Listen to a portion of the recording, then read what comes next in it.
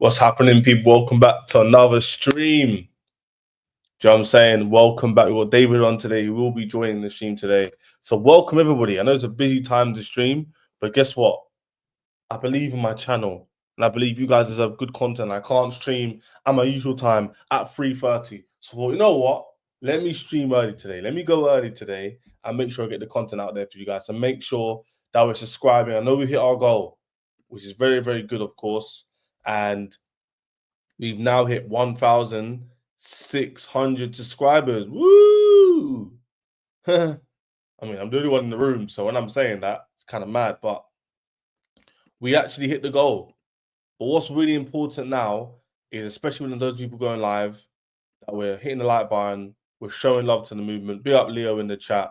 New location, new vibes. Every single day, there's a new place I'll go live. You might not know what's going on.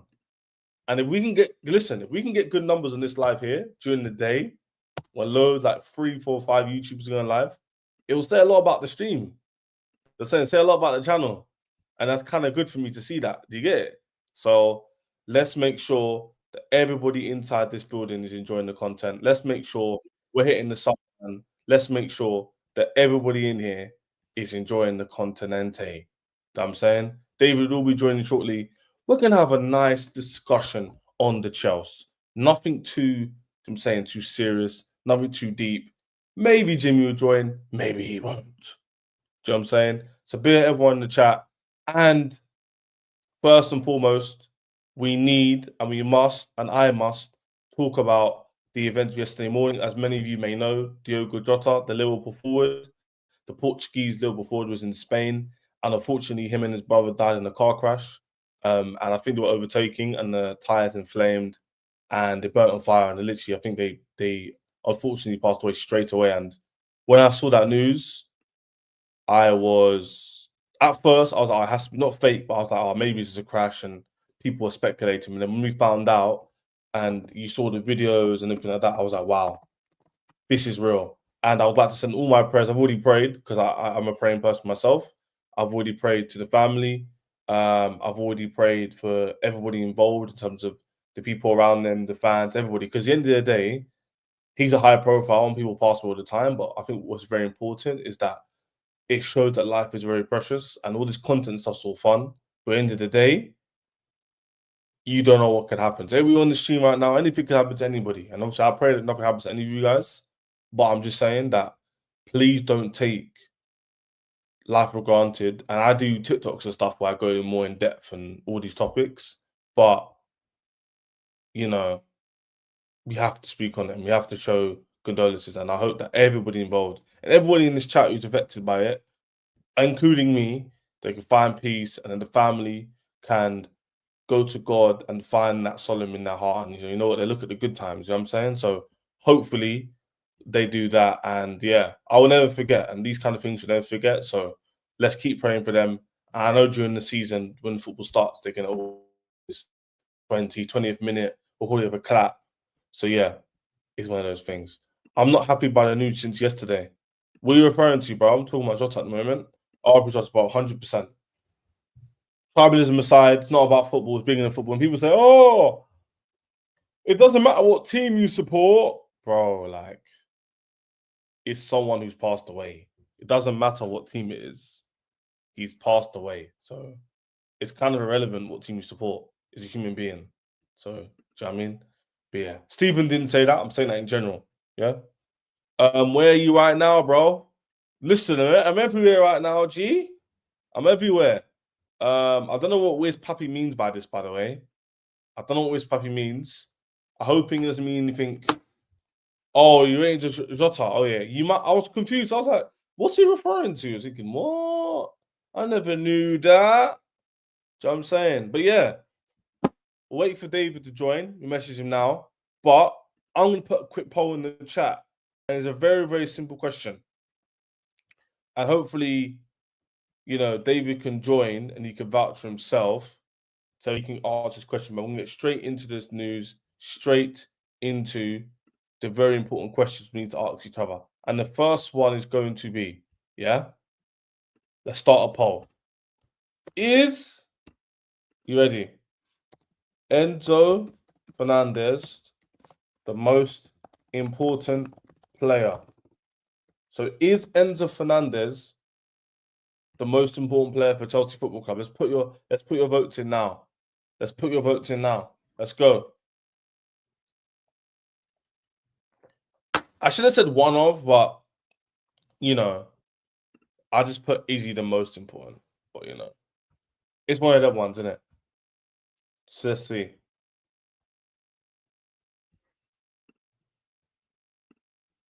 Everyone put their votes in the chat. Everybody put their votes in the chat. Is Enzo Fernandez the most important player for Chelsea Football Club? And you know what? I do regret saying is he the most. I should have probably put is he one of the most important, because the most kind of implies he's head over shoulders everyone else, or he's above everyone else, which he really isn't. But I thought I'd start there. Why not? We'll talk about Palmeiras. Is any Brazilians in the chat? How do we say Palmeiras in the correct action? Is it Palmeiras? Maybe I've got to get up on Google and hear it. Should I get it up on Google and see what they say? How you say it? Palmeiras. Maybe I'm saying it wrong. I see David in the background. I'm learning that quickly. They speak Portuguese, isn't it? Portuguese. Yeah.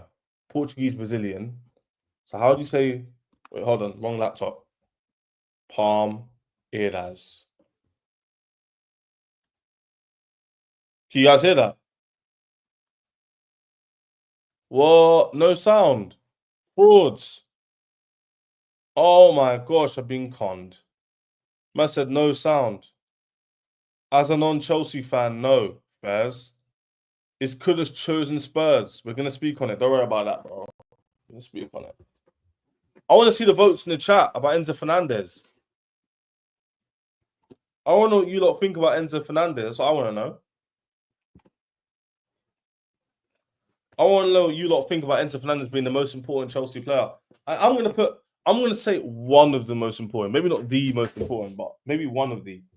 Because, I don't know, I've seen a lot of discussions about him change. So I was like, you know what? Let me ask the question to the chat this morning or this afternoon, wherever you are in the world. Put my laptop to charge, chat. I don't want it to run out on me, because that would be a bit of an issue, wouldn't it? Let's see your vote if I bring David inside the building. 71% of you have said no, he's not. Fair enough. But when more people come into this chat, we'll get more of a consensus, because right now, I feel like it's a bit biased. Once we get close to 50, 60 people in here, maybe we'll get a more representation of it. We'll get David inside. I don't know if David's got any important handles he wants me to put in. But David, if we're in the background, let me know any Twitter or anything, or any links you want. Put it in the private chat. I'll put it in the description below. And possibly the title as well. But I don't think he has, but I'll ask him anyway. Bring him in 2 seconds. Yeah, you're good. You're good. These are private life's the best life. That's the old cliche, innit? That's funny. Enzo is not Caicedo's ahead of him. Potentially. Well, anyway, let's bring Dave into the board. It's been a while. It's been on the channel. We'll do a one-on-one show today. I didn't want to invite too much guests. So, David, the right and honourable. I don't know why you put that in your name. You ran away with it now. Mo called me the right and honourable, and I've just stuck with it now. I think it's great. Fair now. It kind of does suit your persona, though, innit? It does. It does. If you know, you know, innit? If you know David, you know. Like I'm just very in the middle. Just very in the middle.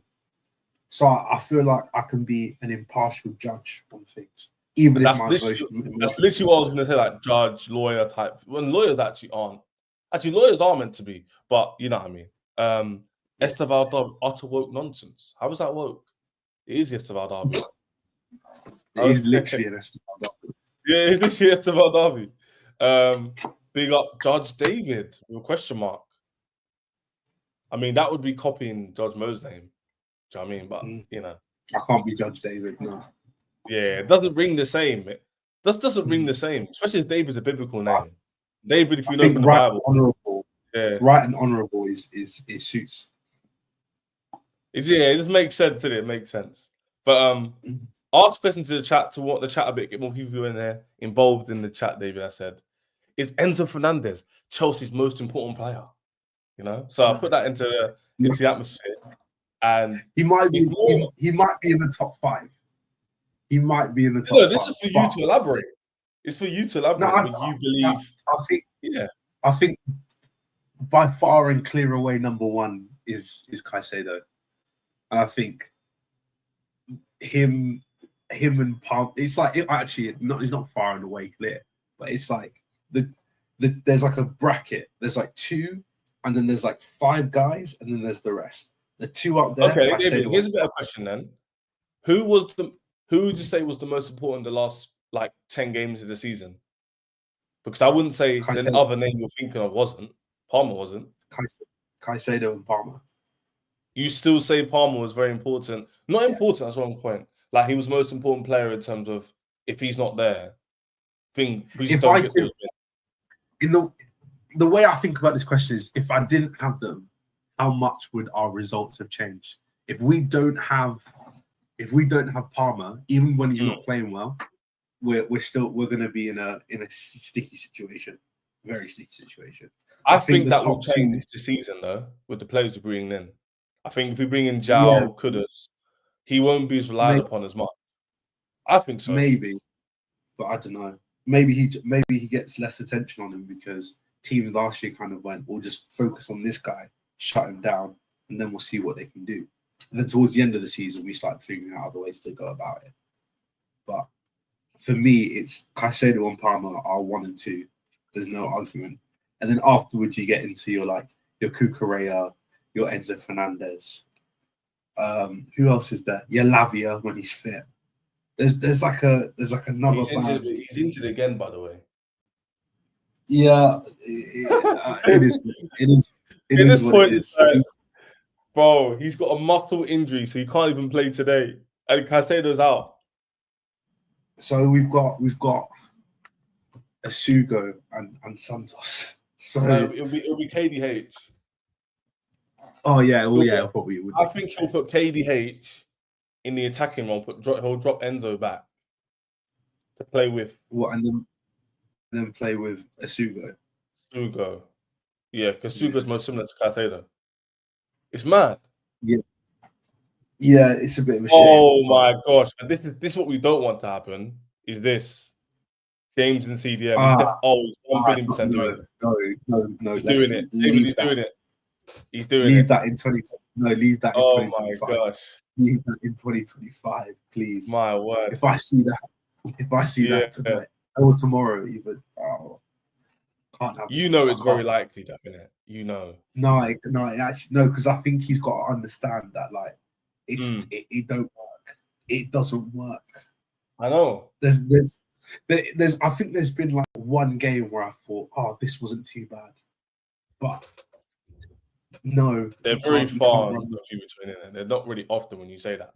But yeah, this is why I put it in the poll, right? I wanted more people to join because the polls actually changed a lot. So now the poll's saying 60% say yes. So before it was 30% said yes. Now it's actually switched. So a lot of, but here's the thing, David. I want to put my argument because I'm the host. There's no third person here. Maybe if Jimmy joins, but a bit shouty, a bit loud. But David, the only thing I would argue is you kind of undisputably went, Palmer. I think Palmer is important because of his quality and because of what he possesses as not aura, but you need attention to him because of what he can do. He's a player where you don't need to give him a lot of space. I can come up with a moment. But the question I have is, how often has he done that recently? I'll answer it. Not a lot. Now, is that his fault? Maybe. Some people argued. We argued that when people like Terry were like, oh, no, it's a system. We were like, no, I think some of the players are letting us down. But you could also argue the system wasn't great until we got figured out the last few games of the season. But throughout both those periods, a player like Enzo and Caicedo, but Enzo in particular, did perform both times.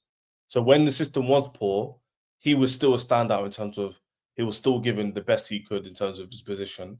And even when we were doing better in a better system, obviously everyone benefits when the system improves. And he improved to another level. It was adding goals, assists, and playmaking. So that's why Caicedo is clear, right? But I think Enzo, you could argue, I think you could edge him above Palmer in the last few months. I think you can. I don't have a bias towards him. So I'm completely I'm understanding if you say no, but I just feel like without him, I mean, if we only focus on the past 4 months, then I could maybe be on that train. we're But I looking just at the think, improvement of the player, not just 4 months he's going to fall off. But when we're watching him now, David, you're very confident. Before, not us two because we backed him, but a load of people, Chelsea fans especially, were like, he's been weak, doesn't really do a lot of offensive play. His goals and assists are quite low, but now he's offering a lot. Like if you watch yeah, him, so what do you? he's definitely improved. He's more of a goal threat, and like defensively, he's not. Again, anyone who tries to tell you that anyone tries to tell you that Enzo is some defensive monster now, he's lying to you. But he has improved defensively, and his work rate's dramatically improved as well. So there's definitely a lot of improvement there. However, I just can't put him. I don't think he's more important to the team than Palmer is. I don't think so. And it's hard to answer this question because I don't know what system he's going to play, but with the additions we're linked to, so one more attacker who could be Kudus or Fofana or Ekatike Jackson leaves, do you see Palmer playing more in midfield or on the wing this season? Where would you rather him actually? That's a better question. I think Palmer is better centrally with a winger where he can work with the winger to like create overloads and stuff. That's where I think Palmer's at his best. I don't want Palmer. If Palmer's just a right winger, I think you kind of limit what he can do, especially with our system, because obviously our fullback inverts rather than overlaps. So I would like him to play more centrally, and then have Kudus out there or a Madueke or whoever's playing right wing for us. Just do that and then work with each other. Because hopefully we should end up with, especially with also I mean Estevao plays on that side as well. Estevao apparently is coming in to play that 10 position. If you've got Palmer and he's actually said that as well. If you've got Palmer and Estevao playing with each other, I mean that's ideal because they're both 10 right wingers that can create combinations, a team of two of them to work out. So there's definitely a lot of options for us to work with, which is like good. You're basically saying you wouldn't want Palmer as a touchline winger. That's what you're basically I wouldn't saying. want him as a touchline winger. Yeah. But I don't. I'm trying to think with our formation last season. I think we did play with 2 touchline wingers. But then again, he was given license to play in the half space. So it really does depend on the system. That's the good thing about our players. That's why a lot of people who at the beginning were confused by the amount of versatility we had in our players. This is why it helps. Because we have so many different systems we can play. Like Joao Pedro is literally a perfect example of it. He can literally play in like 3-4 systems. Just because of how he plays football. Like he could play in the second striker we saw the other day. He can also play in the half space. He can also play in the formation we played, not a false 9 we played against like Southampton and Neto up front, for example, who's nowhere near striker, and even he scored a goal in that game. Do you know what I'm saying? So, like, obviously less opposition, but that's not the point. The point is being able to adapt to the game, right? So I feel like it's going to be interesting to see, especially, David, if we get a Kudus, which we're going to speak about shortly, then it's like, how are we going to fit all these players in the best positions if they all play similar roles and they all can be versatile? It's going to be very, very interesting to see. I mean, it depends on how you view like someone who's versatile. Because to me, like Palmer's a versatile player where he can play centrally, he can play out wide. However, he's very clearly more a central player. So hopefully, what you should end up with is it's kind of like you're going to be like fourth, like Palmer's probably like our 4th or 3rd right winger, but we should almost never end up in a situation where we have Palmer playing as a right winger because we should have people in front of him who either can play on both wings or who are essentially right wingers, but more right wingers who should then be able to cover that. Do you know what I mean? There should be enough players that can rotate between different positions where people and the profiles of players that we've got are like we've got enough of them to go round, but people can play in different positions. Yeah, 100%. Yeah. It's true. Bill, everyone in here is over. There's nearly 300 people in here, so love for the raid. I think NAF gave me the raid. There's 300 people in here, and David hasn't got any handles. So there's only one person you can sub to, which is me. There's literally no excuses. And we can literally hit our goal thanks to the raid. Yeah, love my mods for shouting out the raid as well. My goal is literally on the ticker. So if you guys all subbed right now, I'd hit that literally right this second. So let's make sure we're getting to this goal. I want to see subs go up. Make sure you're smashing the like button as well. But David, let's ask you the difficult questions as the right and honourable, if I may say myself. Okay? The difficult question for you is, do we need Kudus? Before we go into the news, do you actually think we need him? Or do you think there's other players we could do with? For example, you know, Robert, I think you've seen with him before, match. I'm not sure. But he actually likes Garnacho as a left winger and rather us get a left winger than Kudus. So what are you saying? What are you saying? Be honest here. There can be no Garnacho wearing a Chelsea shirt. That cannot happen. I refuse. Do we need a right winger? What I would say is, do we need one? No. However, if Arsenal, our competitors, are looking at our starting right winger, and going, he should be our backup, we should be looking to upgrade our right wing. So, and is Kudus an upgrade on Madueke? I would say yes. But I think Kudus can make that jump from West Ham to Chelsea, where he contribute a lot. And I think he could be better than Madueke, just because of the, again, style of play that we play with. I think his skill set would suit playing out wide in that one-on-one winger type of role. And also he can play centrally as well. Yeah, I agree with you, but I think, do you think it's fair to view him as a left winger? Because this is how I see it, right? I'd rather get Kudus and Joao than just get Rodrigo because of how versatile they are. But do you think we get Kudus, we're too right-sided? I'm not. Again, I agree with you, but that's because I'm not particularly high on Rodrigo. I think having Kudus as an option, again, he's kind of a profile that we don't have, and also he can play in midfield as well if we need him to. He's just a strong runner with the ball. We don't really have those. I'm thinking of the teams we could play if we end up making it far in the Club World Cup. And I'm thinking, if we go up against like a Real Madrid or a PSG, do we even have the legs in the midfield to cover for all of their? Because they've got, like Real Madrid as an example, they've got Valverde, they've got Bellingham, they've got Cavaminga, they've got Tchouaméni. That's a lot of legs.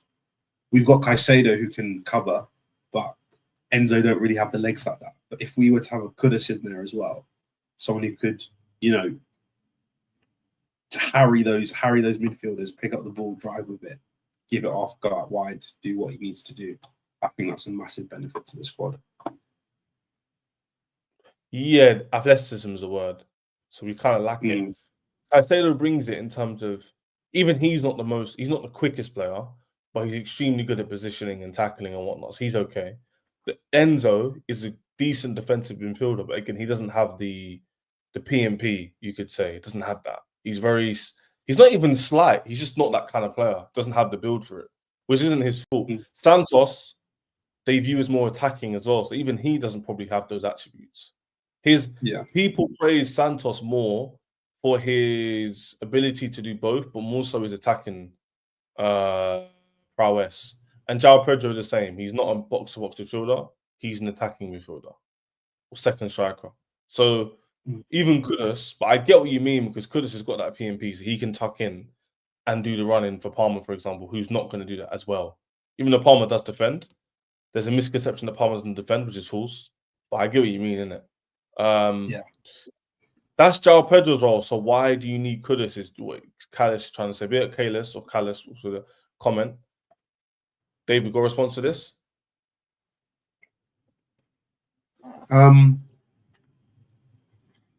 Different. One's essentially can play left, one essentially can play right. So again, when we talk about profiles. Yeah, Lavia does, but he's never fit. That's the problem. Lavia's got good. He's not the quickest player, but he's got great positioning, great physicality. He's never fit, so it's just a bit. He's like Tchouaméni. Tchouaméni's not quick, but he's just very good positioning, good attacking. and he's tall as well, helps. But the difference is, Tuchemani gets injured a lot, but not as much as Lavia. Lavia's always injured. He's got a muscle injury and he's barely played. He's barely played and he's injured again. Like, come on. Are Chelsea in for Rodrigo? This is a very good question, which kind of links to the Kudus news. But in my opinion, I don't know what David thinks, but in my opinion, I feel like if Chelsea have sold Noni, but have not bought Kudus yet, and Rodrigo somehow exits if Real Madrid exit the Club World Cup or whatever, the competition ends in 2 weeks. I think the competition ends next week. No, it must be 2 weeks. What's 2 weeks' time? Actually, it might be next week. We check that actually. Whenever the competition ends, if Real Madrid go out and Rodrigo's up for sale, I think Chelsea, they haven't bought Kudus and sold Noni, probably would go for him, to be fair. I wouldn't. That's not inconceivable. Why would you mean forget Rodrigo?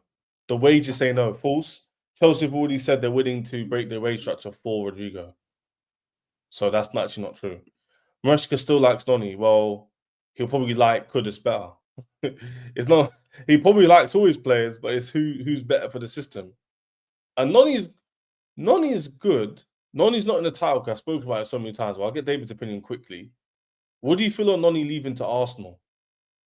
Do you care that we're selling him to Arsenal, or do you feel like, nah, I don't really care, I don't really rate him like that? Or do you feel like, well, it's been 2 years, is that enough to judge him? What do you think? Well,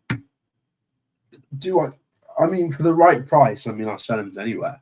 If Arsenal give us 60 mils, 65 mil, I'd sell him. Me personally, I wouldn't want him to go to Arsenal just because in the case that he does become very good, we then don't want it to go to a direct rival. But I mean, there's definitely more Maduekis out there. He's not like he's not a profile you can't find. If anything, you'd sell Madueke and you bring in Fofana and you'd say that's probably about what you should have done.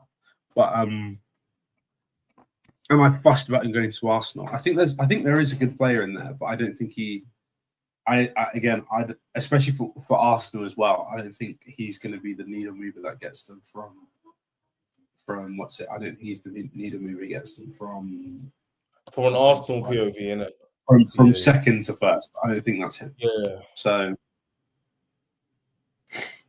yeah, I agree with you. I think, for example, that's the perfect analogy because Havertz was sold for the right price. Even if he does succeed, I don't think no Chelsea fan, especially because he won us the Champions League, or he scored a winning goal.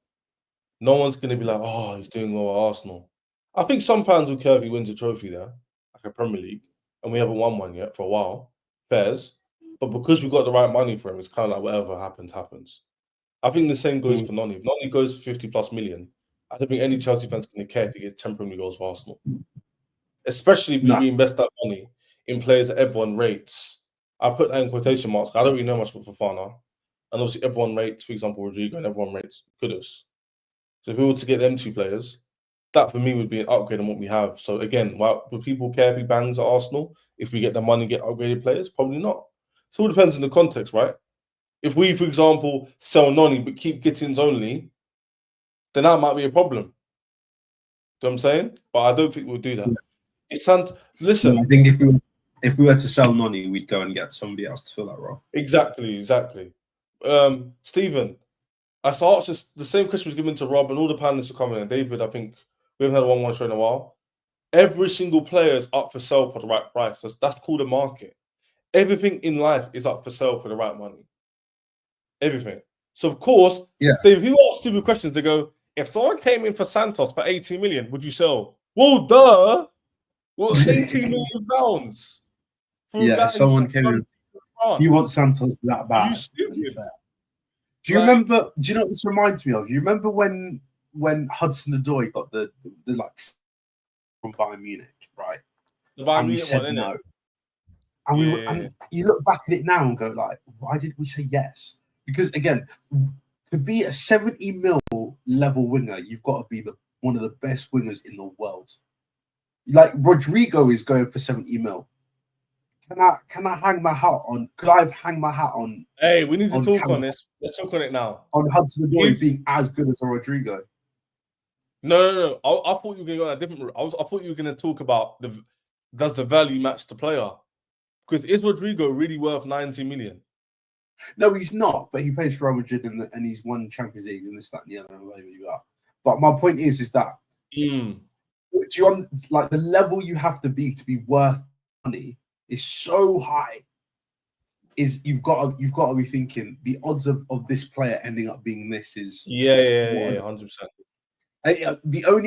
If Santos is as good as people think he is to the point where we won't sell him for 80 mil, then that boy better be playing very, very, very quickly. If he sat on the bench for a year, then it's kind of like what's he here for? Do you know what I mean? Case of, I know what he's here for, but I mean, like in terms of if a club came in for 80 mil and we said no, then at that point you've got to sit there and go, we're expecting this guy to be one of the best midfielders in the world for the next 10, 15 years, or however, 10, 12 years. It's opportunity cost, isn't it? Like if you really believe it, like David, in hindsight, listen, I love this line. I've used it since I learned it. I don't know. I think it was in English lit, maybe 3-4 years ago. David will know this. The best phrase ever. Hindsight is lucrative. It's like a commodity. It's like a lucrative. Bro, it's one in life. When you look back at things, you think, why did I do that? I should have done this. But that's because you have hindsight. At the time, the wrong decision was right and the right decision was wrong. You get what I'm trying to say? So at the time, we were thinking CHO for 60 million plus. At the time, we were like, what? No way, we need to keep, for example, Cole. That might turn out to be the opposite, where we actually look back on it and go, I'm glad we didn't sell to Liverpool 50 million. So it literally just depends. Like, David, now in this market, if we had sold Cole 50 million, we'd be very angry right now. Unless we had, because you look at left centre-back market, we're thinking, who could we have bought into him who'd be here today? And I can't really look at a lot of centre-backs we could have bought that would be solid enough to be starting for us. No way. Good show. Been waiting on my modding. Yeah, I'll get it done with you. Don't worry about that. You know what? Talking about mods, there's way too many people in here for me not to be hitting my subscription goal. So I'm gonna have to turn on sub mode only in the comment section below. And mods, we need to push these likes. Yes, JJ. Be up, Ches. Bro, you mixed our two names together. David, look at this. You mixed our two names together. What in the twins is going on here, bro? What is going on? Smash the like and subscribe. Love my mods here, but please. There's too many people in here not to be hitting my goals. But we've got nearly 300 people in here. We're not hitting the like. Come on. David, tell them, please. What's going on? Yeah, you got to like them. It takes 2 seconds. You're watching, you're enjoying. Just hit the like. It's not difficult. It's not difficult, man. We're giving you very objective, cold-hearted content. So let's get back to it. Let's get these subscriptions up, mods. Let's get this up. Jay, I need you to work hard right now, bro. Keep up the good work, Chezzy. This guy. Be up, Jay. But David, like we're saying, if someone comes in 80 million for Santos, why would I it doesn't innit, David? If someone said 300 million for Palmer, am I gonna cry? Take him now. Let's be realistic. Someone said tomorrow, Real Madrid, Vinny gets injured for the season. They wanted Palmer anyway. They come in with 180 million euros. Are you saying yes or no to that? I'm saying yes. With Jess. Of course you are. Of course you are. Go and get yourself a cheeky Kudus, Malik Fofana, maybe Gyökeres. You'll figure out the numbers somehow. No, this is my point. Do you know what? You know what would be funny?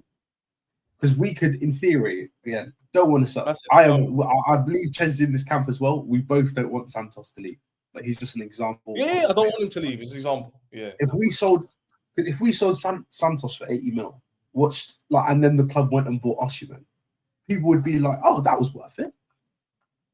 Like if that transaction happened, people would be like, "Oh, we got rid of a backup midfielder, we got a starting striker." Yeah. Like we could go get Bastoni from Inter Milan or whatever. People go, "Oh, backup, got rid of a backup midfielder, got a proper starting centre back just in the Champions League." You know, I'm like, there are ways you can go about this where it's it's the opportunity cost of giving up André Santos, but in return, what you get? You're getting that 80 mil, which you can reinvest into 2, 3 players, or you can invest it in one player who you think is going to be the massive difference maker. There are ways you can go about it. So, yeah, 100%. And yeah, let's talk about Estevao and the derby. Actually, no, let's talk about the squad because we're on the players. We'll talk about the squad. We've had this discussion because we're going more in depth right now because we're on our own. So we'd have the noise of rivals and the gaslight us like Hassan and Mo telling us, you must win the treble next year. To your squad's not good enough for top 4. You know what I'm saying? I say it's too much of a juxtaposition. What do you feel about the squad in general? Do you like the signings of Joao Pedro? Do you like the signing of Gittens? The profile even? Do you feel like we need more? Where, if so, where would you look to upgrade in? And the last question is, are you worried the manager's going to be able to figure this all out? So let's start with the signings we've got. What do you feel about Gittens and Joao Pedro in particular? I think they had. I'm very happy with Gittens as a profile. He's not quite the player yet, but give him a year and a half. I think he'll improve massively. But his main thing is he's a good 1v1 winger. You can take guys on and do this and do that. So that's like he knows exactly what he's doing, and I think that's going to be a really good signing when you look back at it in 2 or 3 years. Joao Pedro, I'm still not sure on, but I think I like him. I like the player. Like I like the person as a player. Not sure about his footballing ability, but we'll see. I'm sure I can imagine warming to him quite quickly if he starts off quite well. But I'm also in in my back of my mind, I'm thinking it was 60 mil. Was it worth it? Was it really worth it? I don't know. You think? But we'll see. Forget the price. Do you think the profile's good though? The thing is about Joao Pedro is I feel like I don't know enough about him, and that's from. And bear in mind, he's a Premier League player all the time. I feel like I don't know anything about him. I feel like I watched Brighton, but I've never looked at Brighton and gone, Joao Pedro, that's the serious player. But I don't know, maybe I wasn't watching Joao Pedro in detail. But we'll see. I'm sure after a couple of games, I'll know where I lie. That's a good point, actually. When you play Brighton, he is more in the danger man, but you more look at Matoma and Welbeck as like if Matoma's having a good game, it's long sort of thing. You don't really say Joao Pedro, but I feel like the reason why you're probably saying that is because he's quite creative. He's not a goal scorer in it. He's not someone who's going to get 15, 20 goals for the team. I see him as someone who's going to create on top of Enzo and Palmer if they're even playing. So he'd to be another offensive option to drop into the pocket and make those through balls, drive with the ball, lay it off to a Gittens or hopefully a Kudus or Estevao, or Palmer, or through ball it to the lap. I don't really see him as a goal scorer. I still think he needs to improve that though, because you can't be scoring 5 goals in the Premier League and no penalties because Palmer will take them or the lap will take them. So you need to be contributing something. To be fair, I do remember having good games against Chelsea. He's only played against us a few times. Watford, played at Brighton as well. No, I'm not saying it's good output. I'm saying Matoma, when he has a good game, you notice it a lot more because he's more attacking in terms of he's more direct. Joao Pedro is more of a playmaker. He's a ball carrier and playmaker. He'll be a fan favorite because he's because he's a hard nut, you could say. For me, it's about getting the profile right, 100%. You like the player, but you doubt his footballing ability. I think that's to David. That's not to me. No, I'm saying I like from what I've seen of him, I like him like as a person, but I'm still not sure whether he's worth 60 mil. But if from what I've seen of him, I think he can work hard, and that's always the first thing. I think if you're not great but you work hard, people get off your back a little bit. If you work hard and then he starts contributing, I'll grow to the player and I'll start saying, yeah, I can see why. But as of today, bear in mind, I've not seen him play football in a Chelsea shirt. I can't put my hat on it. Yeah, 100%. Yeah, I think a lot of people do rate him because of the attributes he does bring. I'll personally say that his ball carrying, his physicality, his ability to create pockets and to find runners and stuff, I think is important. We need that because, David, there's a very lazy narrative that happened between February and April, which is the mentality of the team was so poor because they're all young. The same team that was second in the league up until December, the same team that won like 8 out of 9 games to get top 4 and the trophy. Their mentality is bad. It doesn't make sense. So I don't think another team mentality. I think it was the options. I think because Palmer was out of form, which happens. Jackson was injured. Sancho was meaty. Noni was injured. We only had Neto and George, if you remember, during that period. And Cuckoo just came back from injury. Where did he play? Because we didn't change our formation. It was all a bit of nothing. Do you know what I'm saying? So right now, I'm looking at it in terms of, you know what, David? Palmer's having a bad game.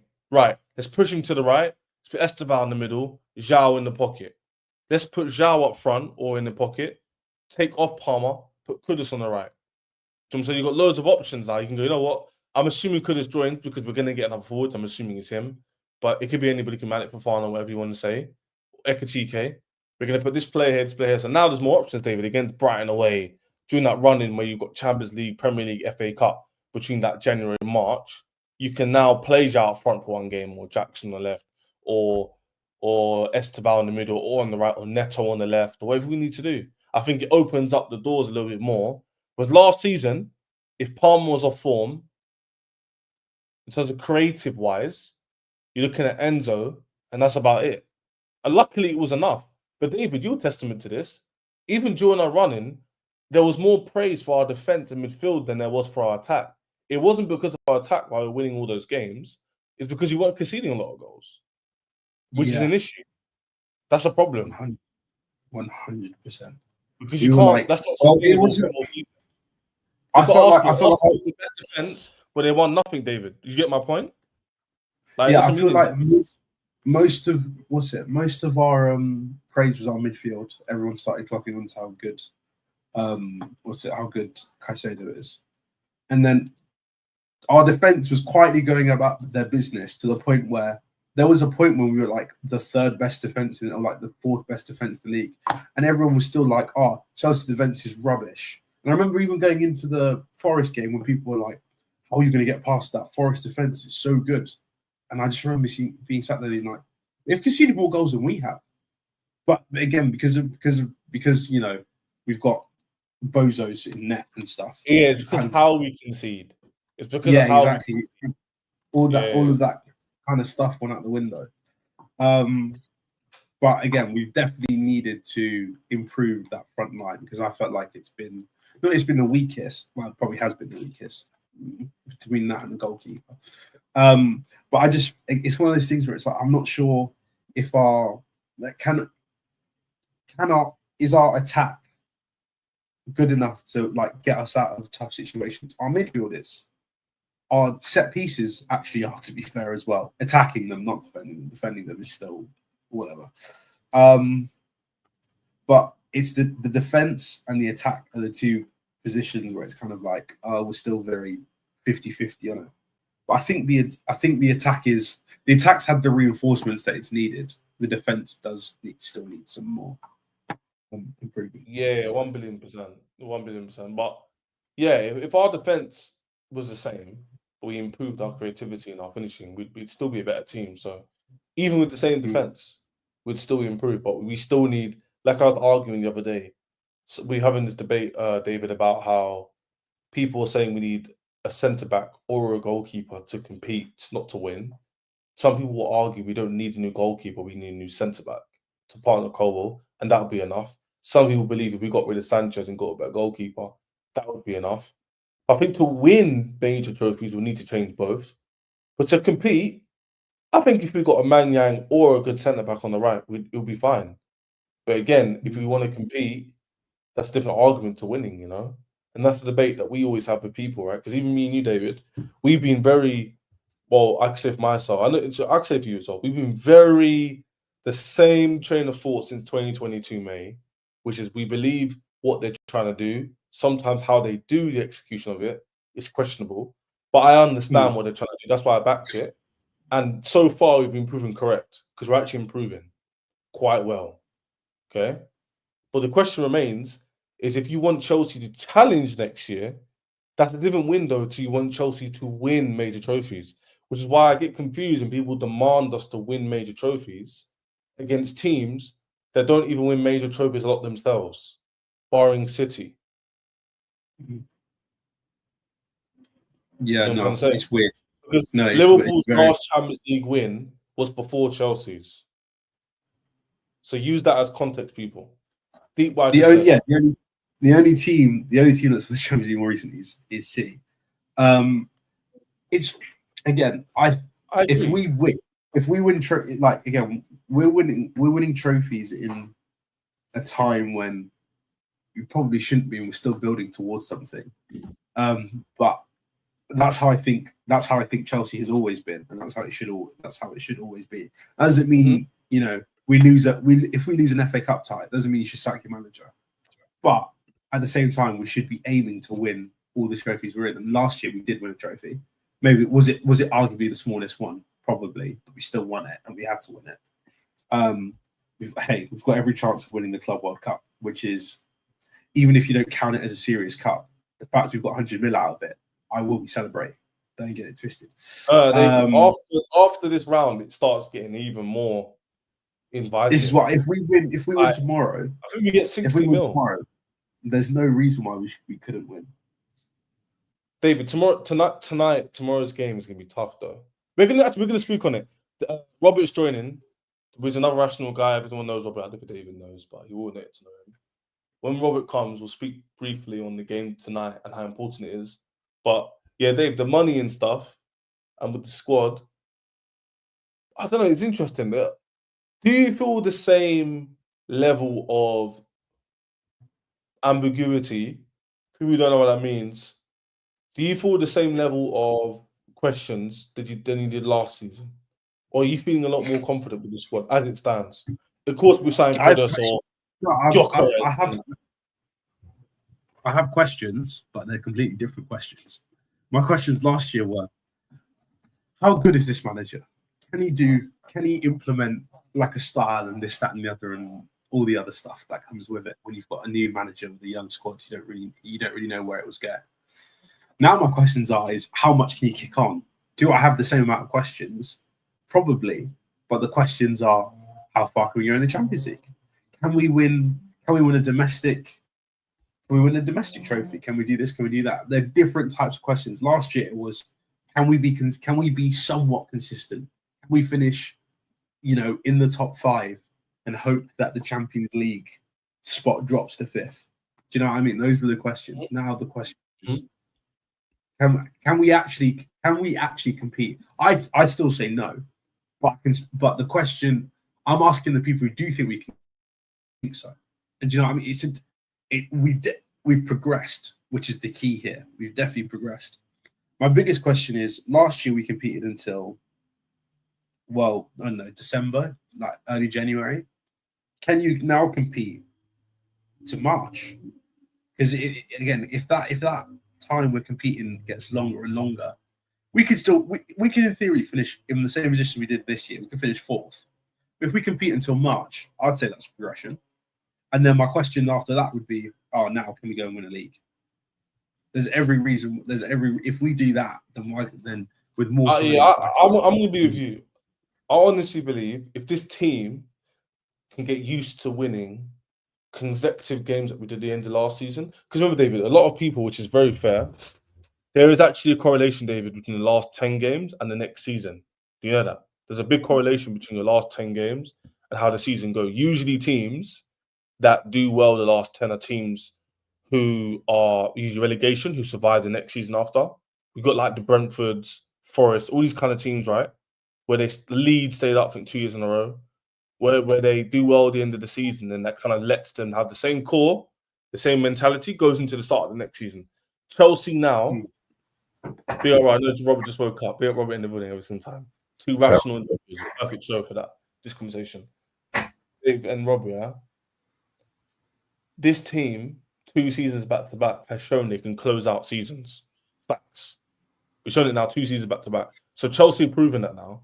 We've now proven last season we can start seasons well. I wouldn't say we started great. We can start well. Okay. Now it's that middle run. Can Chelsea be consistent during that January to March, April? That's where the cookie crumbles. And that's where winners, that 10% difference can make a big difference. So if Chelsea can taste that this season, I think the season after we can win. Because we've proven we can do the back end. We've proven for one season we can do the front end.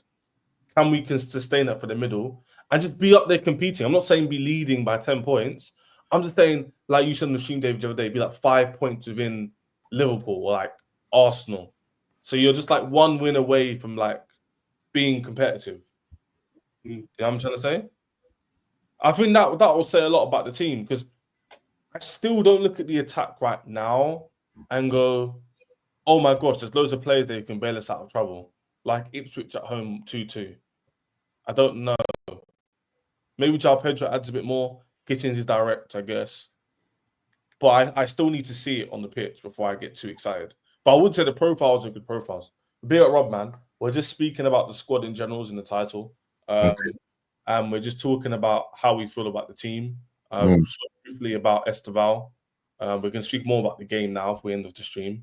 But Rob, you're excited, quote unquote. That's what you say. Big time. Explain to David, because I don't know if you guys have worked together on my stream before. Explain to David why you're so excited. Because you definitely would explain it better than me. And David's smart, so understand it. Trying to explain to the chat who are new. Over 200 people in here, by the way, so I need to get your subs up. But explain why you're excited for the season so we can divulge into it. Go on. Yeah, no, big up David, first of all. I've seen you around. I think the football terrace a lot. No, I've seen football terrace. I've seen him. Yeah. I've seen him there. Yeah, man. You represent Chelsea very well, man. Keep doing the good work. But I'm excited. I'm excited. Partly because of what you said. Like we ended the season well, and I partly was in agreement with Moresca during that middle part of the season when we came out of it, and he said we are a better team now than we were, when we were winning the games easily. And so I think that part, the fact that we've become more mentally resilient, the fact that we've added, we've added elements to the team that kind of unlocks certain things that we didn't have last season. Obviously, now we have a better or a more threatening left winger. We have more options on the right wing. We have added Joao Pedro, who gives, as I like to call it, who basically we've killed 4 birds with 1 stone. Gives you tactical flexibility and also gives you personnel variation as well. And also we've added Delap, that's a different striker profile to Jackson that we were missing last season. Now Moresca can now trust to bring on to either start game or bring on the 60th minute, without having a drop in quality or in team performance and in expectation of what the team's supposed to do.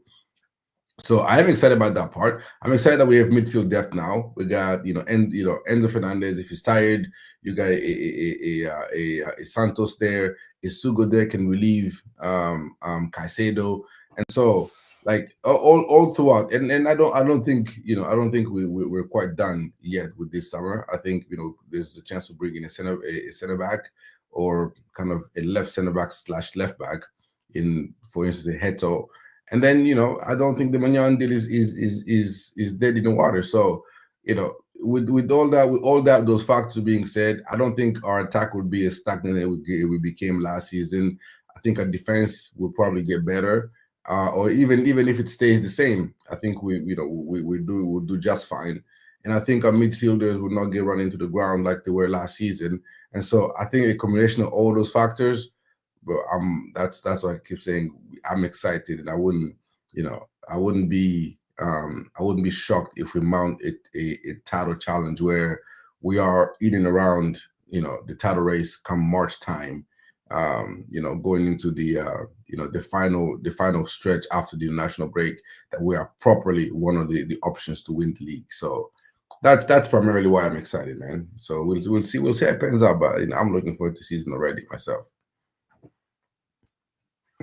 Yeah, no, I personally think it's a year too early, just because I think with all of these new players, they need time to bed in and process the new system and whatever. Plus, Maresca's introducing a new system that we saw in the last game, which I thought worked quite well, actually. So I think it depends on what the other teams do. If Liverpool, City, or Arsenal set off like a rocket, I don't think we're going to be. I don't think we'll be close, but I don't think we'd be in a quote unquote title race. But if it's kind of like this year where teams are kind of fumbling about a bit and they're kind of messing with their food a little bit, then I don't see. Maybe we could be in a situation where by March we're in that kind of a title race. But there's I definitely feel like we're on the right path, which is because I've always maintained when we started this thing. I've always said I think that even though currently at the time it looked like a lot of throwing stuff at a wall, I look at the 1.5 billion as like a misnomer, because the 1.5 billion doesn't. First of all, the 1.5 billion hasn't all gone in the first team.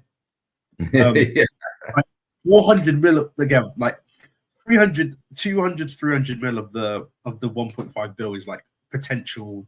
We think this player might be good in the future, so we've paid on top.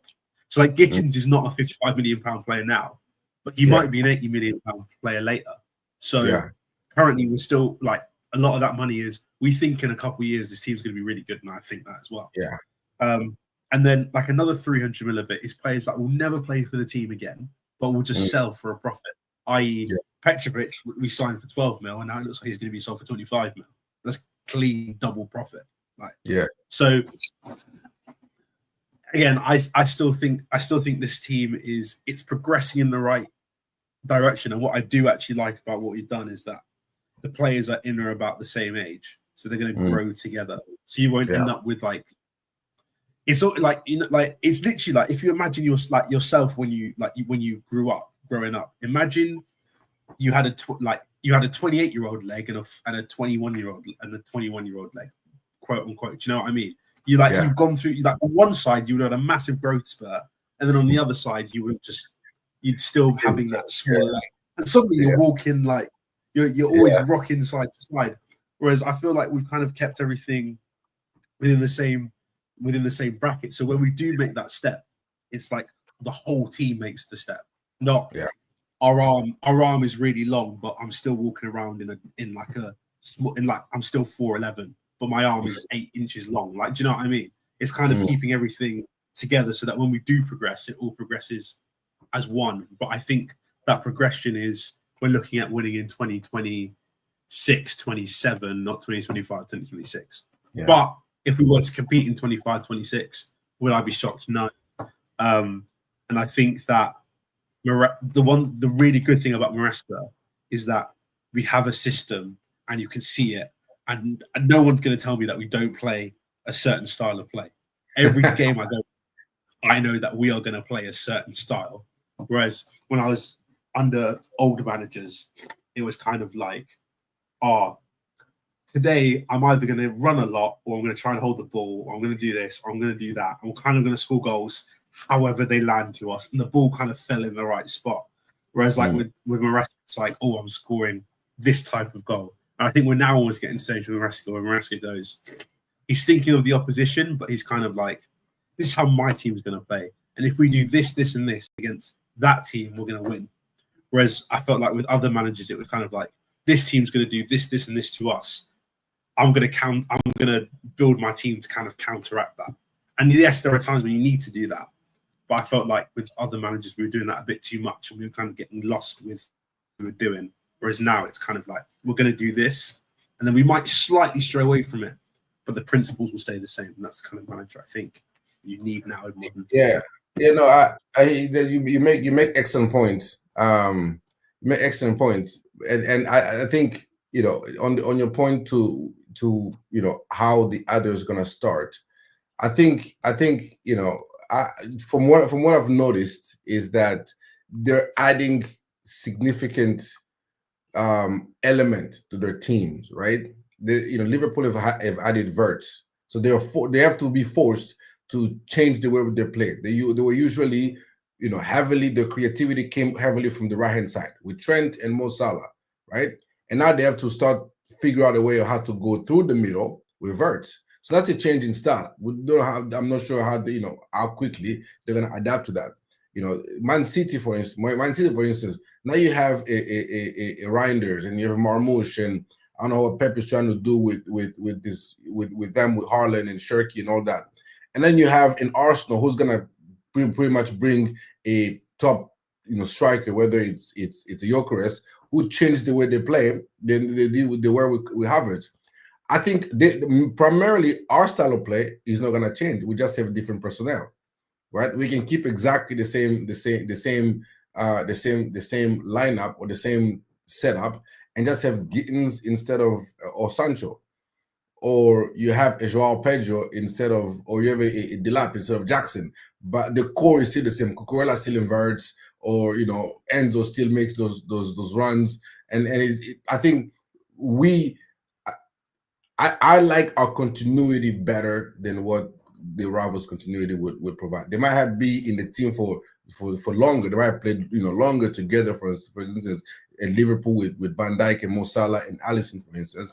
But now they have to be heavily, creating through the middle rather than going heavily on the side with Trent gone now with and all that. So, I think starting next season, I see everybody struggle. Man City, Club World Cup hangover, just like us. If that's the case.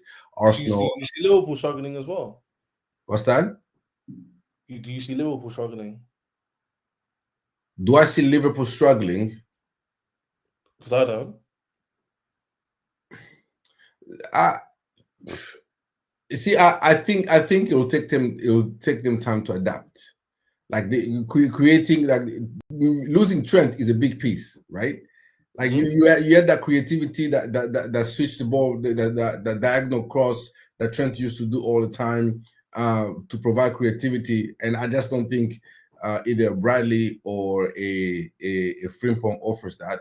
Now you're gonna have to go through the middle with Verts. I don't know how quickly Verts gonna adapt to the physicality of the league. And now that with Verts coming in, that reduces the touches that Mo Salah would potentially have in a game, and that limits the number, in my opinion, the number of chances or opportunity that Mo Salah gets to get his GA. So I think it depends on how quickly Verts acclimates himself, whether they're gonna start slow or not. And I personally think he's gonna need some time. Personally. Hey Rob, man. What? Come on, man. Look, nah. I feel like being a bit harsh. I mostly 99% something movie. I think Liverpool will be fine. No, they'll be fine. And they'll be fine. Yeah. Like the thing is this: the reason why I don't think we'll win the league, or like, I think we'll compete, but to a certain degree. Like, I'll give my opinion. I feel like with the players we've bought, can we still do the run we did last summer, leading up to winter time, where it was, I think we'd won like 6 out of 8 between October, September to November. I think we won 6 games in a row, like West Ham, all these games, right? Can I see us doing that again? Maybe. But my problem is the big games as well. Like we're doing decently with the smaller teams, the bigger teams as well. So we need to improve. Okay, I think we can improve on both aspects. I'll phrase like this. I see Liverpool, if Liverpool remaining the same level, but I think our level increases.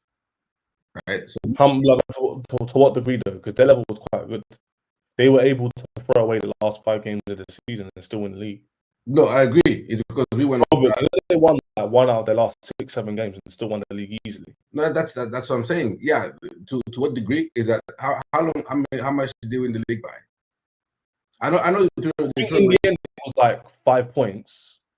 or something like that. But they Yeah, literally won. they were clear of it. But I think They were like clear from like game week, like 7 games left. when we like, was it 3 or 4 points off them in December? No. We were When we're second in December. no. We were 3 points off them going into Everton away. If we'd won that game, we would have gone ahead of them with goal difference. Yeah. So see, I don't think that gap gets created as much in December. In December, you know, I think we will be stronger if they remain to the same level. I think we will mount a bigger, at least us, we will mount a bigger challenge to them. We won't have the same fall off as we did this past season, and that's why I think, you know, if they remain the same level at the very least, let's assume they get the same exact points as they did this past season. I think at least us, the way I see us competing, I think we will have we will mount a far better challenge to them, especially to the middle part of the season, than we did last season. And so, yeah, man, I think it's gonna take them time to adjust to losing the creativity from the right hand side and adapting to Vert in the middle. But yeah, all in all, I think, you know, in the end, you know, we're gonna be right. I think that they're gonna be probably slightly better than us, but we will be, the gap won't be as large as it became by the time, you know, by the time we got to February or March time. I think we'll be there, right? You know, thereabouts. That's just what I think. I still think we're the 4th best team. So you think we're the 4th best team? Still think we're the 4th best team. So you think Man City and Arsenal are categorically better than us? Yeah. Just through more experience and understanding how to balance all competitions, this, that, and the other. Last year, yeah, we had Conference League, but it wasn't really a balance. It was like we'll throw in all the second stringers for half of the season. So yeah, how this squad adjusts to playing Tuesday, Wednesday, Saturday, Sundays, however it all works out, I think will be interesting. And that's what, again, I see us in positions dropping more points than the other teams. So I wouldn't put us in there just yet, but I definitely think we're on the right track too. Yeah, I mean, this past season we finished, what was it, 3 points of City and 5 points of Arsenal? You think they get better? Do you think that gap gets better or gets smaller? I'd argue it might get worse actually, but I think we score more points overall. But I don't use points as a barometer. Honestly, I really don't. I think it's really, there's too many factors that can affect points. So I wouldn't use it as a barometer. I think we'll be, as a team, we'll be closer to those teams, but I don't think we'll be, points wise, we'll be as close. But I think we would play much better football. But I think teams like Bournemouth, Forest, Palace I think they're all going to be weaker next year. I think the Prem overall will get weaker. Why? Because a lot of teams are buying from each other and taking each other's best players and this, that, and the other. Like Eze's not going to be at Palace probably, and Mbuemo's probably not going to be at Brentford. And like you look down the league, and that's kind of happening. Yeah, so I don't think Cunha won't be at Wolves. This is my point. So I think overall the league will get weaker. So teams will score more points, but I think as a team we'll actually play better football. First, yeah, man. Talk about football. Talk about today's game quickly as well. Give guys a chance to speak about the overall team. I agree with you, man. Saying I feel like if we title challenge, it'll be quite welcoming. But I wouldn't expect us to compete all the way, Rob. Maybe you would, but even you would say probably maybe March we can improve. But I don't know about all the way till May and putting it to the last 3-4 games. That happened, I'll be very, very happy. But do I see it happening? Maybe not. But I don't live in cuckoo land, you know. But let's talk about today's game, because today's game is actually very, very. It's a lot more on it than I actually thought there would be, you know. Because at the beginning, I was like, yeah, if we go through, we go through. But now it's getting closer and closer. I'm like, you know what? me and David spoke about before, the amount of money you can win as well. This game is massive. It looks like Lavia is out injured again, Robert, which is mad. Yeah. It looks like Pedro Neto might be given the day off, obviously, because what happened to Pedro Neto, Joao, what's his name? Jota. So he might not play as well. So who would you go with in this game in terms of midfield, some of the attack? I'll put it on the screen quickly as well so we can go through it together. But briefly, what do you feel about the team today and how do you think we'll fare against them? No, I think it'll be a tougher game than Benfica for sure. I don't think we would pepper them the way we did Benfica. I think just because I think they're more organized, they're more physical and more energetic than Benfica were. But I have a slight inclination that Neto is the type that will want to go on the pitch and play rather than asked to be asked for time off. I think he will want to go and play and kind of use the game as football kind of as a therapy, kind of as in honor to his friend. But I think overall, I think, my predicted lineup will be probably, Sanchez in goal, Cucurella, Levi, Tosin. I think Gusto starts as a right back, Reece and Enzo in midfield. And I think hey Rob, let's do it. Let's do it now quickly before we go, yeah? So and I mean David can chip in and be like, nah, we wouldn't do that, or we would do that, So tell me, who would your back five be? So mine would be Sanchez, right? David, would you disagree with Sanchez? Unfortunately not. Oh no. Sanchez it is. Oh boy.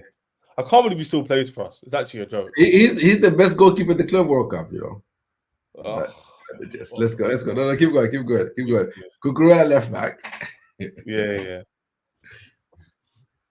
There we go. Yep. I don't think David would disagree with that. Go on. Yeah, Levi Cole there. David, just give me a shout if you disagree, yeah?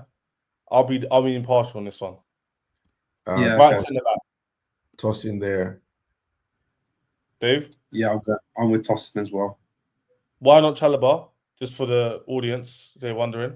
He has more experience, and his aerial threat is good as well. Yeah. What are you, Rob? Why would you choose Tosin over Chalobah? I just think Morris could trust him more. I think Trev will come in if we like 2-1 up and you need to close the game. Trev might come in for an Enzo Fernandez or Rich James, for instance. Right back Gusto. Hey, whoa, wait. What? Oh, man. Have you seen his performances recently? What are we doing here? I have. No, I have. I have seen his performances lately, but I just think that's who Moresca will go with. With Caicedo and Lavia out, Reece definitely playing midfield. He's not gonna start. He's not gonna start. By the way, David, this is what we discussed earlier. We can't dispute what we think will happen. No. As much as I would prefer it to be Andre. Yeah, I know what you mean, Rob. Realistically speaking, it's Reece that's gonna start midfield. We'd rather Reece James right back, but because Caicedo's out and Lavia, he's gonna play him in the midfield. Reece is gonna play midfield. You know that. What, David? You know what? Gusto right back isn't much of a problem as Gusto inverted, though. They both stink. But I'd rather have James in midfield than Gusto. Because, Robert, even you told me Gusto midfield recently has been terrible. Gusto midfield? Oh, no, we can't have that. Cannot have No, but David, in this system, I think he'll put Cucurella as the inverted one. Hopefully he's learned from his mistakes. We hope. Yeah. I think he plays. Yeah, go on. No, James. Put James at right. I'm not having it. No. But David, this is what I agree with you. I would start James at right back and Andre Santos in midfield. That is not what our manager is going to do. You know that. I know that. That's not the point. All right? I want this to be our lineup, not his lineup. His lineup. His lineup is his lineup. But I'm not putting. I'm not. Oh. Oh, do you know? Yeah, even still, put Achampong at right back if we must. But Gus, Of course, Jimmy would say that. Can't play for my daughter's team right now. Guys, I to be can't. fair, I Gusto can't recently. be. Nah, I can't David, be. hey, Robbie, I'm not even joking. I think I could do a better job than him in midfield. No, I'm not you're even No, joking. you're doing the on a most on serious Gusto. note, I cannot be here and acknowledge putting the best right back that we've got in midfield and putting the right back who can barely perform currently, who can't play in midfield. I can't do it. You can't even play a right back. No, I'm no. telling Reece James, you might not rate him, but Moresca still rates him quite highly. Oh, guys, I'm gonna have to do it. We can play Gusto Moresca right still back, rates him quite highly James because right centre back, right centre mid, sorry, right CDM. Hey, it's gonna be James. wait, hold on a minute. Why am I assuming it's gonna be this formation? Do you mind if it be 4-2-2-2? Yeah. Without yes. Just deep tier. I should probably change this. David, what do you think it'll be? I think we're going to go Like with what this? we did last time. Yeah, I think so. Okay, so this with I James think in this formation is not that bad. Like, I think last game that worked really well, and the only time it didn't work well was when the referee decided to give a backwards handball. So, does that mean? right. So the question is, are we playing Enzo here or Sugo here? Enzo. Okay. Enzo I think Fernandez. KDH is going to play. What do you man think? No, not to start. No, Not he to can't start, play that okay. deep. Yeah. He can't play that deep. KDH, he can't. Right. So in game, they'll have these two as the wingers, but like not wingers, but like right cam, left cam. So they like go a bit more spread out a bit. You know what I'm saying? They're not going to be this narrow. Yeah. But Yeah. who do we think will be in those positions then? Colby? I think Yeah, Neto one's and Neto and Cole. People are saying Santos though. So David, what do you think? Sorry? People are saying Santos might play. Do you think he'll get a start? I don't think he will. I don't think he gets a start. No, what I would do, I would start him. But apparently Maresca doesn't like doing that. So I don't blame him. But I just think players. Andre. No, I'm just saying, put your best players in the best position. I don't see it. Oh, guys, I'm not looking forward to tonight, man. Oh, you're nervous. I think we'll be fine. We'll be all right. I'm getting a bit shaky. I'm not gonna lie, because this team doesn't look balanced. The absence of Caicedo is massive, isn't it? And Lavia, both. Yeah. But And Pedro, because don't forget, Rob. Obviously, because what happened to Jota yesterday, he might not. He probably won't play. So it'll be either Pedro or Noni on that right hand side. I'm gonna go with Noni because let's be realistic. If so, like I'm not gonna. Yeah, I think Pedro will take the day off. And then Cole Palmer. Yeah, I know. No, Marlon. I didn't know this was confirmed, but I didn't know it was confirmed. But Oh, did he? Oh yeah, it must be because the funeral was today. No, it can't be. The funeral's today already. Someone told me, I saw a news article that apparently the funeral might be today. They did it really quickly. I'm not too sure. We find out. That would make sense if he flew. Guys, can you find out for me? The details are confirmed. Tomorrow. Pearl says tomorrow. Oh yeah, he won't be playing then. Actually, he might play. 2 a.m. He'll get to England. Let's leave that one for now. And jet out. Yeah. I mean, yeah, so let's just keep Noni there to be safe. But I think if Neto decides Noni to play, and Cole Palmer, guys. Cole Palmer, yes. Okay. Yeah. And then this is where it gets very interesting. Jackson is back. So do you think we'll see Joao, Nicolas, or Liam? No. Liam's gonna start. Okay. Rob, any deliberations on that? Yeah, I think the lab starts. Okay. And And I who's the think- next striker with him? Is it going to be Jackson? And He could be. And Kunku. Nkuku. Yeah. Wow. That's mad. So you think Kuku will get his will actually start getting into this team now, even though it's going to be sold soon? He's been playing well, so I won't be surprised if he starts. So I think he starts, and then Joao Pedro comes in for him. You know, I'm going to put him in, but David, I've got a sneaky suspicion he might play Jackson. As you say, I think he might play Jackson as well. Oh, there, Rob, you need to fight a corner here, mate. Because I think I think if he plays Jackson, it is ahead of the lap. But I think in that other 10 area, it'll be either Nkunku or a Joao Pedro. But I don't think Joao Pedro starts. Oh, you know what, David, guys. Our conversation we had earlier is so interesting because Joao Pedro actually makes so much sense now. It does. It does make so much. Makes so much sense. He can literally play in like 4 positions on this very pitch. I've been telling you guys, killing. It's true though. Look, he can play in Delap's position, or Palmer's, or Noni's, or in Kuku's. Any of them. 4 birds with 1 stone. Okay, I keep telling you this. Hey, book it. Book it. Does anybody think Joao Pedro is going to feature? I think he will feature. But It will feature off the bench, not to start. Off the bench. Fair enough. Yeah. Palmeiras fans, they don't have a system. There's just someone said compared to Rob, was it you? Was it YouTube video I watched? I don't know if it was me on my stream or YouTube video, but anyway, if I'm plagiarizing you, apologies. But someone said that Flamengo are a bit different to Palmeiras because they actually play a more aggressive system where they have a higher press, whereas Palmeiras don't really do that. They more rely on their attack. Palmeiras is more physical and aggressive. Yeah. Flamengo is aggressive and tactical. Like they will out football you. But I don't think Palmeiras will out football us.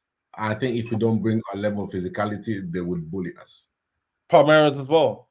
Yes. Oh, really? Okay. I don't think. I think it's just for them. It's give it. Either Victor Rice and Estevao, and hope for the best. But they will put in a challenge. They will push you around. They will kick you and all that stuff. But Flamengo will do all of that. Plus, they will out football you. Like they will bring the tactical excellence onto the pitch as well. Okay. Right. So what do you think about this team, David? Do you think it's good enough to be Palmeiras based on what you just heard from Robert? Maybe doesn't like it because he got Gusto right back. Nah, because that's a big weakness, by the way. Teams are targeting him. Like we can see it, they can definitely see it. Need you know what I'm saying? This team win. I expect us to win, to be honest. I think you've got more quality than they do. So, I mean, their best player is our player. So if he knows what's good for him. Didn't he say if he scores, he's gonna celebrate? No, he can still celebrate. No, he can still celebrate. I don't know. Yeah, he should. I would celebrate. It's his boyhood club. Yeah. It's a win-win. You score against your new team, people rate you even more. Like it's calm. Like if he scores, it looks good for him. Costa right, but locked up Wirtz. When did he play against Wirtz? Oh, in the Nations League final. Yeah, France. Yes. Yeah, he plays good for France, but again, it's a different kind of football. People it's different system. Like I wouldn't really, and they have a better defense than us. Oh, actually, do they? No, they don't. They probably don't. Not that day. Not on that day. Not on that day. Hey, David, not with Longley. Longley's not better than any of our centre backs. Oh, on the day, I thought you meant France in general. No. I was talking about that game. They had Longley, obviously Mangyang. They had Gusto. They had Renato was stinky that day. Hernandez played. Yeah. Evil Saka ahead of Noni. Nah, bro. George is not playing any more games. This is injuries. George is a good player, but he's going to go out and learn. He's not really good enough, to be fair. David Luiz knocked us out of the UCL and did a knee slide. Oh, yeah, I remember that goal. Yeah. I remember that goal, the header. I remember that. Yeah. That was a long time ago. Was that 2014? 15? That was a long time ago. But yeah, people them. That's our team. I think for me, I wouldn't be happy with James at midfield, but it's better than Gusto midfield. I personally, boys, would play James at right back and Asugo with Enzo. That's what I would do. So I would personally do this. I would put him here. Are they going to allow me to stop it? They're not. So I'm going to put him back. I'm going to put James here, right? Mm. I'm going to put James here. This is what I would do. And then I'd put Asugo here. I don't even know if he's got an image. You know the meltdown in this fan base if Estugo starts ahead of Andre Santos. Yeah, but Man. our fan base is full of babies. So The meltdown is definitely getting sold. They rate Estugo ahead of him. They'll be like, this is it now. 3-4 This games is in. it. Not playing. Estugo that's got here. Like Andre's been performing. And then you know what they'll do? Insult to injury. A journalist will drop a piece on Asugo potentially being sold to another team, and they'll laugh it up as the truth. They're like, "Yep, he's gone. He's out of it." I hear. Yeah. God, man. But I would do this, boys. Does this make sense? I'll put Asugo in Caicedo's position and put James at right back. No, it makes sense to me. I just don't think Maresca would do it. He's played Asugo before though. In terms, he's given him good minutes. Yeah, he's giving them good minutes to close out games, not to like. I think he'll go. I think he'll go with this team. You know. I'm out. Hey, if that's how he gets if that's how he's set up, I am happy. Whether it's Reece midfield and Gusto right back or James right back, Esugo or Andre Santos midfield, I'm not fussed at all. What I would do, same back five, I'd do if it was me, I'd do Asugo, Santos, and then I'd actually, I'm thinking about it now. I might do a 4-2-3-1, but then have it change into a 4-2-2-2 when it needs to, and then put Palmer where Nkunku is, put Enzo where Palmer is, and then have Madueke. What do you think about that one, Rob? Put Palmer where Nkunku is. He plays SS. Palmer is. Yeah.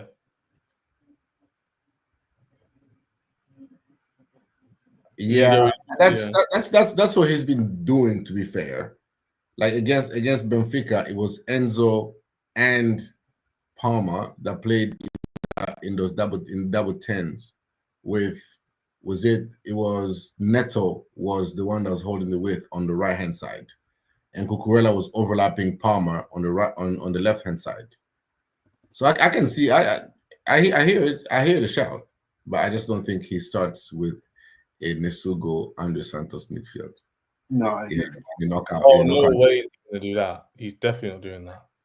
Yeah. It'll be one of the two, and highly doubt it'll be Santos. It'll be Asugo, if anything. Yeah. Because at least Asugo's played more minutes. I think he's played 2 out of the 4 games or something. I think. Off the bench, that is, by the way. Santos has literally only got like 8 minutes against flipping, was it Tunis? Yeah. Tunis. Yeah, Tunis. So that's and Tunis are rubbish. Do you know what I mean? It didn't look particularly the best in that game. And he didn't look great either. Yeah. So it's tough, isn't it? I don't think he'll trust Sugo to start. I think he'll put Reece, but if he's using any common sense, you don't play Gusto. But he might have to. But Robert, you're laughing, but Gusto doesn't deserve to play. He's just not being good. I know the fan base does not rate. I know we don't rate him for what he's done on the ball this season, but I think he has a tactical awareness of Maresca's system that Maresca likes. Like he gets into those positions. Arguably he's at fault for 2 of the goals we can see against Flamengo. Against Flamengo? Yes, both the goals came from knockoffs that eventually led to tap-ins from his player getting the knock on, and he just was behind the ball twice. Yeah, but think about both goals. They happen 3 minutes apart, 4 minutes apart. The ball gets chipped in, knocked back over for a tap-in. Both times he's like lingering on one leg, and he even could see the penalty in a similar essence, where it's like a bit lazy. It's unlucky, but it's a bit like, oh, my arm. But against Tunis, he was partially responsible for the lap goal because he recovered the ball and gave I don't care. It's Tunis. Oh, he's to this. But we were struggling to break him. We were struggling to break him down. When what was the score when Delap scored? Was he 1-1? We didn't concede the goal that game. We could not concede. It was 3-0. Was it? Yeah. Delap scored the second goal, right? Oh yeah. Yeah, the first one was the free kick. And then the second one right before halftime, he recovered the ball, counter press, recovered the ball, give it to Enzo. And then the KDH goal? He kind of helped intercept the ball, and then Caicedo played it to Neto. Yeah, you're talking about a different game. That's Benfica. I'm talking about Tunis. Yeah, and yeah, but my point is Moresca rates what he does off the ball. He just on the ball will come, but Moresca rates his tactical awareness. I don't rate tactical understanding. Yeah, I know we don't. I know you don't. I know David probably does. I know a lot of people. You know what it is, Robert, you know me. I'm gonna end the stream off now, guys. But when it comes to players, I would try my best not to slate off my players online. I would try my best, unless I really think you're a hindrance. I don't think he's that bad, but he's performing badly. Like, he just hasn't performed good for a long time. And we're talking a long time. Probably since before Christmas when we were in a good run. He's not been good this season. Positionally, and a lot of goals we conceded have been because of him. I'm not scapegoating him. I'm not about to sell him for 10 million. I'm just saying, just keeping it real. Scorers were tossing Delap and Evil Saka. Yeah, we didn't see the goal. Yeah, but I get your point. Held team together extra time against Benfica. What all the fans will talk about is Kudus scratched. Because that all the fans see on smartphones. I hear it. Yeah, I hear it. I hear it. Plus, he's got a bund of energy that like only Cucurella brings. Like only Cucurella brings the level of energy and tenacity that Gusto brings. So no, I agree. But in football, those are kind of like attributes that go with quality. They're not just, you know. I know. I won't call it bare minimum because not every player has that. But I know Moresca thinks his quality and that he just low on confidence. He's just low on confidence. But I think Moresca still rates him. But Rob, there is one thing where like when everybody's getting used to the system, like I can't name David. Is there one player other than Gusto you look at and go, oh, he's really struggling in the system? I can't think of one. They've all kind of just got used to it. That's not me being harsh. I'm being deadly serious. Name me a player who you're like... Reece in midfield does not look good this season. No, but even when he's in midfield, he still scored goals in the Conference League. He still contributed. Yeah, he's an amazing set piece. You could argue because he's a better player. Yeah, he's more so he's a better player. But he hasn't been great. That's why most people don't want to see him in midfield because he has not adapted to the inverting or playing midfield in the Moresca system. Maybe it is a right back thing and they just can't get used to the way they see the pitch. No, maybe it is. Maybe I'm wrong. But yeah, no, true. But yeah, we'll have to see. But anyway, we'll see how he played tonight. Reece James doesn't play much. Yeah, he doesn't, but we're saying when he does, it does not like great. Yeah. I hear you, Jimmy. I know Jimmy's screaming at his phone right now. Jimmy's about to be like, send me the link. Give me the link, man. Hey, Jimmy, I can't send the link today. Yeah? Anyway, people, I've got to get ready for some more work. But yeah. I got to get ready. Make sure you're following up. Rob, you joined early morning. For him, it's like literally 6 a.m. 6 in the morning, man. I got a flight to catch, so I got to start getting ready for it right now. You know what I'm saying? Rob's game. Are you going to watch the game? No, I'm not going to the game. I'm going to see my brother. But he's on that same side where the game is. But it's gonna be same time difference. Yeah, it's in the same time zone where the game's gonna be. I'm joking, Jim. I'm joking. Yeah, I'm going to Kentucky, and I think the game is where in Florida. It's in Philly. In Philly. In Philly. Yeah. So Pennsylvania. Yeah, Pennsylvania. Yeah, in Philly. Hey, look at me, man. Hey, your geography is on top. My geography was good back in school. I thought where Rob lived was in the other side when he said Washington. That I was was talking Washington about DC. He's talking about the state. I was like, what? Yeah. I was talking. No, but I was because confused. Yeah. no, because I watch so much like NFL and college football and stuff. I've kind of learned where a lot of things are, but there's so many of them like things where it's just like, Oh, yeah, like there's like 3 Birminghams in America, bro. Like, nah, they're all mad. over the. Yeah, I don't watch American sports. Maybe if I did, I'd understand. Like England, you learn so many areas because of the football teams, innit? Like you just hear like Oldham, Wrexham. Like if you didn't know about football, you wouldn't know what these areas were. Because I'm in London, I don't really know about these areas. I don't know about that. But you know what I mean? Innit? But people, we're out of here, man. Make sure you follow up Rob. David jumps on all these channels. F Football Terrace, Judge Mo, Hassam's, my channel. If you'll see him around, he hasn't got a channel or anything, so just make sure you support him when he's on the show. Shout him out. Obviously, Rob does his Twitter stuff and he's on here as well. And sometimes speaks to other channels as well, so make sure you follow him. Let's push these subs up. There's a lot of people in here still, a lot. You could definitely pass our goal, but I'm not going to force it. We'll see you guys soon, man. See you tomorrow.